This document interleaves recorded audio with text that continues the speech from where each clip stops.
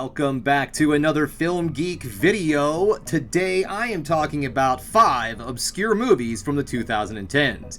Now this isn't a ranking video and this is not my 5 favorite obscure movies from 2010, nothing like that. These are just 5 films that I don't feel get enough attention in the year 2025. Maybe these movies were really popular at their time and their popularity has just faded over the years, or they could be hidden gems that didn't do so great in theaters. Maybe they're cult films that found a new life on streaming services or rental, because in 2010 there was still some places left out there you could rent. I think around here, I believe Family Video was still kicking, was still alive, and you could rent videos and all, rent DVDs and Blu-rays at Family Video, but by this point, streaming services were starting to become the dominant force out there. So some of these movies may have done really poor in theaters, but found new life as a cult film on streaming services. Maybe no one ever picked up on them, and they were just almost cult films, or again, like I said, maybe they were popular for their time and they just faded into obscurity. I tried to keep this list also a lot of variety. There's different genres on here. Okay, so maybe it's just horror and comedy heavy. I did try to find some films that might be like a dramedy kind of thing, but nothing really dramatic. I couldn't really think of anything to throw into this in the drama genre for the 2010s. So yeah, this list is a little heavy in comedy and horror, and strangely enough, Paul Rudd. Paul Rudd is going to be in 2 of these films, but it was the 2010s, and I feel like he had one hell of a decade then. But you know what? It is enough of the jibber jabber. Let's get this party started with our first movie, 2011's Our Idiot Brother. Our Idiot Brother is directed by Jesse Perez, and it's starring Paul Rudd, Zooey Deschanel, Elizabeth Banks, and Emily Mortimer. It tells the story of a very naive man who's the eldest of his siblings. He's the oldest brother, and there's 3 younger sisters. I'm actually pretty familiar with this setup because I myself am the oldest in my family, and I have 3 younger sisters. There's 4 of us, and I just kind of find the connection kind of strange. To be completely honest with you guys, I kind of identify with this guy a little bit, so let me get on with this. So it tells the story of a very naive, good-hearted person who's just trying to do right by everyone around him. He's just trying to take care of his family, he's trying to be a good person, and he's also kind of gets in some trouble at the beginning of the movie, and he's trying to stay within the good favors of his parole officer. Now, this character does come off as pretty stupid. There are some scenes in this movie that really drive home the fact that this guy is pretty ignorant to the world around him. He is a very nice, naive person, and he does really try for the best in people. But this film opens with him working at a farmer's market, selling organically grown vegetables, and along comes an in-uniform police officer, gives the guy a sob story about how things are kind of tough, and then Paul Rudd sells this on-duty, in-uniform police officer a bag of weed. So there you go. That kind of tells you right out the gate the kind of guy we're dealing with here. A very good-hearted, good-natured guy who just makes really poor decisions. This movie also has different themes of redemption and families coming together, the choices that we make, and exactly the kind of consequences that those choices also bring about. I really enjoyed this movie. Yes, like I said, I do identify with this character, and in all honesty, guys, if I never would have had kids and everything in life, if I just kind of would have probably ended up like Paul Rudd in this movie, just kind of going through life, hanging out, having a good time, and just trying to do right by people. I don't think I would have sold an a uniformed officer weed, but then again, I mean, the guy had a good reason. He was telling Paul Rudd that he had a really rough day, man, and he just needed to take the edge off, and let me tell you guys, I can completely understand that. This film has an extremely good emotional core. Yes, it's called Our Idiot Brother, and Paul Rudd's character does kind of goof around and do some really stupid things, but in all honesty, he's a really good-hearted person who's just trying to get his dog Willie Nelson back and not go back to prison. Because, I mean, who really wants to go back to prison? Because you can't hang out with your dog Willie Nelson when you're in prison. All in all, guys, this is a really fun dramedy with some great family aspect brought into it, and also some great acting out of its cast. So if you're interested in watching this film, you can currently find it streaming at our good friends at Tubi. Next up, we're moving into the world of horror with 2010's Frozen. No, not that Frozen. Frozen was like 2011, 2012. This is the Frozen that was written and directed by Adam Green, and it's starring Shawn Ashmore, Emma Bell, and Kevin Zegers. It tells the story of a group of friends who get stuck on a ski lift, 50 some odd feet up in the air. So yeah, you can't just jump down from where they're at. They kind of get up there, yes, due to their own fault, but it's still a crazy-ass story of survival. This film is also filmed 100% practically. Those actors were literally up on that ski lift 50 feet in the air in sub-degree weather while they were filming this movie. All of the other special effects in this film are also done practically. This movie looks outstanding. I love the cinematography in this film too, because again, they had to use like a crane lift and all sorts of things in order to get so many really cool shots. This movie also goes into different territory because you sit there and you think, okay, well, you know, this shouldn't be too awful hard. Yeah, you can't just jump down there, but why can't you just shimmy over to that other pole and go down the ladder? Well, because those wires up there are actually razor sharp, so if you put too much weight on there, they'll rip right through. So basically, you'll tear through your gloves, rip your hands up, and then you're just going to fall to the ground. All sorts of other stressors show up throughout this entire thing. And also, of course, there's the overwhelming freezing and a snowstorm that comes in. So this movie is just built upon tension. There's also some really good gore in this movie, some well done practical effects. If you're familiar with the Hatchet series, then you know exactly how good Adam Green is with his practical effects. He does like to get into the ooey gooey bloody red stuff. This film is one of those types of horror movies that is grounded in reality. This is a familiar thing that you can sit there and really identify with these actors, these people that are going through this horrendous affair, because it's something that could honestly happen to you. And even if you don't put yourself into the situation like they did, there are still other factors that led to them getting stuck up there. So if you're curious about watching this movie, if you want to see a film that will keep you on the edge of your seat from go, this is definitely a movie for you. The cast in this movie does an outstanding job. There is great chemistry amongst the three actors.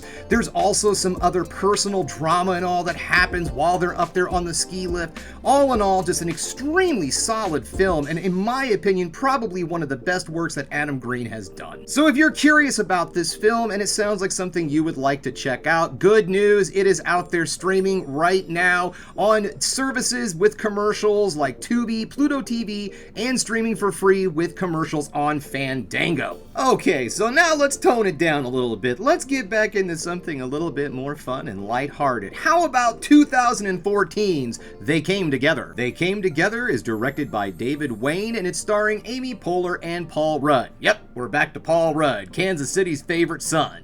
This movie is a parody on rom-coms. If you are a fan of rom-coms, which in perfect honesty, guys, that is one of my guilty pleasures. I'm not gonna lie to you, I like to sit down and watch a good rom-com. Now, I like the ones that are a bit more creative, a little bit more out of the box. I would say one of my favorites from back in the day was Benny and June, and here recently, I think it was 2017-ish, I'm not 100% sure, but Crazy Rich Asians. God damn, that movie was heartwarming. I really enjoyed that one, and it was also funny too. Excellent cast. I could sit here and go on and on and on and on about romantic comedies all day long. But if there's one thing about romantic comedies is they are incredibly formulaic. Tropey-filled films. Much like a slasher or a lot of horror films, there are some definite beats that every single rom-com makes. Everything starts with them coming together and talking about how they first met, and that's exactly what this movie is. You have Amy Poehler and Paul Rudd sitting down with friends at dinner and telling the story of their relationship and how they met. And the whole thing goes through every single one of your rom-com tropes that you're going to see in any of these movies. Amy Poehler owns a candy shop, and Paul Rudd's character, well, he works for Big Candy, big old corporation, and they're gonna open up a giant mega store right across the street from Amy Poehler's little privately owned sweetie shop. And so stuff like that is how this movie goes. This film is just riddled with that almost quite surreal, weird comedy that Amy Poehler is known for in stuff like Parks and Rec. And this is also brought to us by a lot of the same people that did Wet Hot American Summer. So if you are a fan of that movie, you're probably going to enjoy this one also. But in my opinion, this is probably one of the best romantic comedy parodies out there. I really enjoyed the chemistry with Paul Rudd and Amy Poehler also. I swear in this entire film, all those two are trying to do is make each other laugh. They're just going back and forth, and the banter is amazing.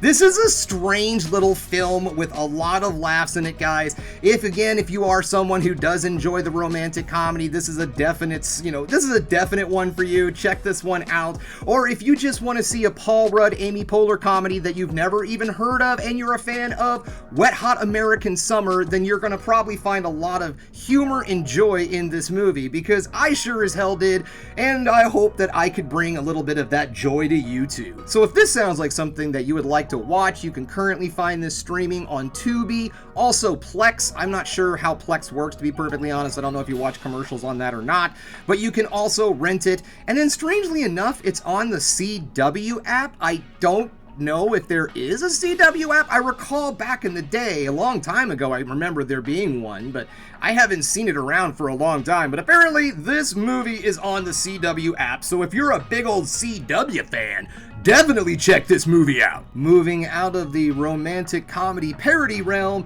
and into a actual romantic comedy of sorts, with 2012's Safety Not Guaranteed. Safety Not Guaranteed is a quirky 2010's, yes, millennial hipster indie comedy. Now don't take that the wrong way, and I might just be poking at the old millennials on this one, but this movie is definitely a time capsule film. I don't believe this film could exist in any other decade than the 2010s, because let's just say, yeah, this is definitely some millennial core going on with this movie. Even the soundtrack itself sounds like an indie rock band from that time period. Not the Stomp Hey kind of guys, but that folky kind of indie rock that was really popular back in the 2010s and all. You know, not the hey, but the other more, oh hey, let's put mandolin in everything we do, Mumford and Sons kind of thing. Or do they work with the Stomp Hey music? I'm not really sure where Mumford and Sons fits into all of that. I didn't really get into that type of stuff. But what I did get into was really fun, quirky indie comedies just like this one. This film is, yeah, it's a little bit on that, but it also has a really strong, really great emotional core about friendship, choices, regret, and things of that sort. Both of our main characters are extremely well fleshed out, very likable characters. Aubrey Plaza's character is a person who is a woman who is trying to be a reporter at a magazine, who's working on this story with another reporter as an intern, and she wants to move forward in life with this magazine. But also, she's dealing with regret and loss from her mother's death when she was a child. Mark Duplass's character is also a person living with a ton of regret, and he's trying to get forgiveness and all for events that happened in the past. Now, he comes off as someone that isn't, really quite there and all at first, but as the movie progresses, you really start to enjoy his character and find him absolutely lovable. And then you also start to think, you know what? I do believe this freaking guy made a time machine. Aubrey Plaza's character also kind of comes off as a little quirky and cold-hearted at first, but as the movie progresses, you find out that she's actually very intrigued by Duplass's character, not necessarily mocking him and making fun of him, but she just looks at him with all this longing looks and all, like, man, this guy really has it, he really knows what he wants, and he really knows how to get it. This film is just a real fun joy to watch that keeps you guessing throughout the entire runtime if or not this thing really is going to happen. Is there a time machine, or is this film building to something much more? And you know what? I'm not going to tell you. I'm going to let you guys check this movie out because you can currently find it streaming on Tubi. Alright guys, here we are at our final movie, number 5. Again, that doesn't have anything to do with quality. It just so happens to be the last film on this list. And that is 2010's The Losers. The Losers is based off of the Vertigo comic of the same name and is directed by Sylvan White, and it's starring, get ready for this crazy ass cast, guys, Jeffrey Dean Morgan, Zoe Saldana, Chris Evans, and Idris Elba. I know, right? Putting together a group like that nowadays, holy shit. But yeah, back in the day, they were able to get all these guys together. And yes, that means that Chris Evans has played in both the DC universe and the Marvel Universe. So yes, this film is based off of the Vertigo comic of the same name, but that comic book is also based off of another comic book that was in the DC Universe in the 70s, also called The Losers, that tells the story of some World War II soldiers. And I really don't know that comic book all too awful well, so I'm not going to go into great detail. The creators of the Vertigo comic book, Jock and Andy Diggle, did help out during the writing process of this film, and they were also in contact with the director of this movie during the filming process. So there's a lot of their influence, especially on the look of the characters. Now, this movie is an action comedy, but I will say that it's a perfect blend. It's a 50-50 blend of action and comedy. The action sequences in this film are extremely well done. We have some beautifully filmed, well choreographed hand-to-hand fight sequences that aren't just shaky cam and quick cuts. There's also some extremely well done shootout choreography in this film, and again, not a lot of quick edits and quick takes and things of that sort. There's a lot of really good, just big open shots of all of the action going on. The comedy in this film does rely mostly on our cast and the banter between all of our characters. These are old friends who have been together for a long time, so there's a lot of banter and all between them that's a lot of fun. It's also interesting because Chris Evans is playing a character in this film that you don't really get to see him play too awful much. He plays like the goofy tech, but also very dangerous soldier. He's the guy that does all the computer stuff, but he's also pretty good in a fight, so you don't really want to mess with the guy. He's not a nerdy dude. He just knows nerdy stuff. Now, this movie does feel a little tropey. It doesn't really break any new boundaries in the world of action or anything like that. It doesn't really break any new boundaries in the comic book world, but it is a lot of fun. This is popcorn cinema at its finest, and it's not a movie that really needs to be forgotten.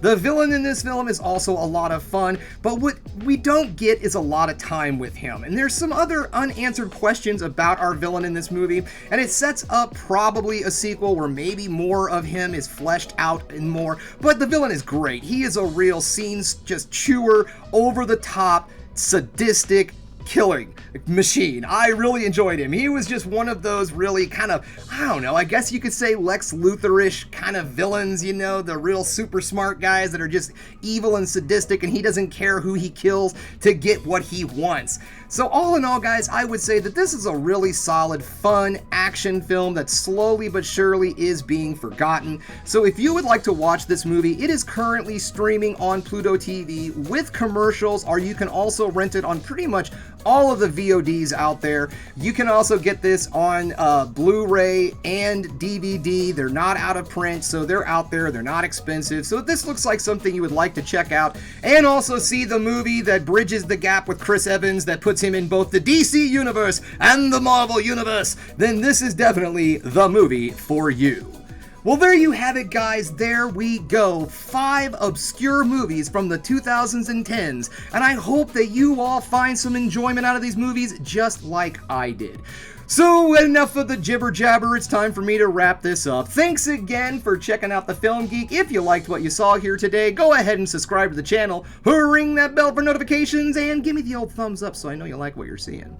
And if there's one more thing you can do, folks, that is keep watching movies. You know I'm gonna.